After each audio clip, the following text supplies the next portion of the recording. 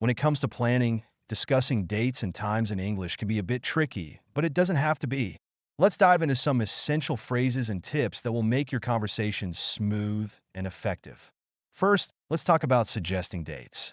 A great way to start is by saying, "How about we meet on," or "Would you be available on," for example.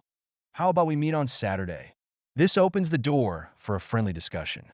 If the person responds with, "That works for me," you're on the right track. If they have a conflict, they might say, "I'm not free that day." In that case, you can follow up with, "What about Sunday?" Or "How does next week look for you?" Now, let's move on to suggesting times. You can use phrases like, "What time do you want to meet?" Or "Does 3 p.m. work for you?" If they agree, great. If not, they might say, "I'm busy at that time." You can then suggest alternatives like, "How about 4 p.m. instead?" Or "Would you prefer the morning?" This back and forth is normal and helps find a time that suits everyone. Once you've settled on a date and time, confirming is key.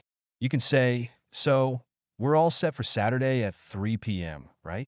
This ensures everyone is on the same page.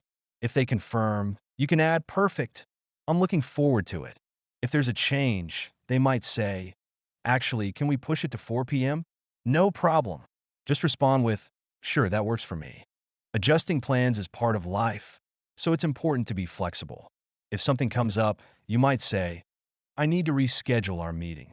It's polite to offer a new date or time right away, like, "Can we do it on Monday instead?" This shows you're still interested in meeting and value their time. Throughout this process, remember to practice these phrases. Repeating them will help you feel more comfortable when the time comes to use them in real conversations. You can even role play with a friend to get the hang of it. In summary, discussing dates and times in English involves suggesting, confirming, and adjusting plans with clear phrases. By practicing these skills, you'll be able to navigate scheduling with confidence and ease. So, next time you need to plan something, remember these tips and enjoy the process.